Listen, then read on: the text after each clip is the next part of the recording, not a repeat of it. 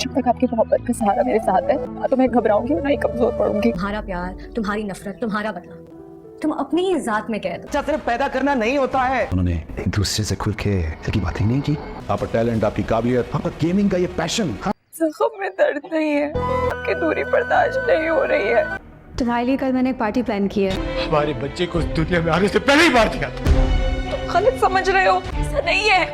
ड्रामे की अगली एपिसोड में शर्जीना, जिसने हमेशा से मुस्तफ़ा का साथ दिया है, अच्छे और बुरे वक़्त में उसके साथ रही है। जब मुस्तफ़ा के घर वाले, माँ बाप, बहन भाई सब ने मुस्तफ़ा पर यकीन नहीं किया था, लेकिन शर्जीना ने तब भी मुस्तफ़ा का साथ नहीं छोड़ा और कहती थी शर्जीना कि अगर सारी दुनिया भी तुम्हारे खिलाफ़ हो जाए तब भी मैं तुम्हें अकेला नहीं छोड़ूंगी। और तुम खुद को किसी के साथ भी कंपेयर मत करो। और वो तुम्हारा भाई अदील, जिसने पैसों की खातिर मुझे छोड़ दिया, तुम मुझसे लाख गुना बेहतर हो। लेकिन अब वही शर्जीना मुस्तफ़ा को समझ ही नहीं पा रही, क्योंकि शर्जीना को तो पैसों से ज़्यादा मुस्तफ़ा की मोहब्बत और मुस्तफ़ा के साथ की ज़रूरत है। जबकि मुस्तफ़ा दर दर की ठोकरें खाकर समझ चुका है कि पैसे के बगैर इंसान की कोई औकात नहीं। अगर बंदा खुद कमाता ना हो तो घर वाले भी साथ नहीं देते। इसलिए अब उसने फ़ैसला कर लिया कि अब जल्द से जल्द वो अमीर होगा और अपनी बीवी और बच्चे को इस गंदे से मोहल्ले से निकाल कर एक अच्छी जगह, अच्छी और पुरसकून जिंदगी गुजारेगा। और सोच तो मुस्तफ़ा की भी गलत नहीं, क्योंकि सिर्फ मोहब्बत और साथ से पेट नहीं भरता।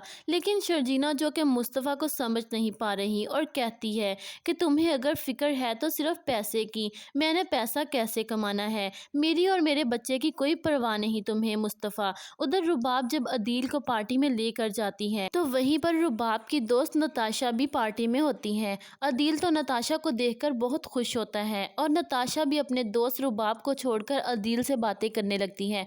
तभी रुबाब की नज़र नताशा के इयररिंग्स पर पड़ती है। ये देखकर रुबाब तो हैरान रह जाती है, क्योंकि ये इयररिंग्स तो रुबाब के ही होते हैं। तो रुबाब पूछती है नताशा से, जिस पर नताशा रुबाब और फिर अदील की तरफ देखती है और कहती है कि ये मुझे मेरे एक ख़ास दोस्त ने गिफ्ट किए हैं। जिस पर रुबाब कहती है कि ऐसा कौन सा दोस्त है जिसे मैं नहीं जानती। रुबाब को अदील और नताशा पर शक हो जाता है और रुबाब अपने ख़ास मुलाजिम से कहती है कि मुझे अदील और नताशा के बारे में सारी इन्फॉर्मेशन चाहिए। जिस पर रुबाब का मुलाजिम बताता है कि आपके जाने के बाद अदील नताशा से मिलता रहा है और अदील आपको और नताशा अपने शौहर को धोखा दे रही हैं और अब बहुत जल्द वो दोनों शादी करने वाले हैं।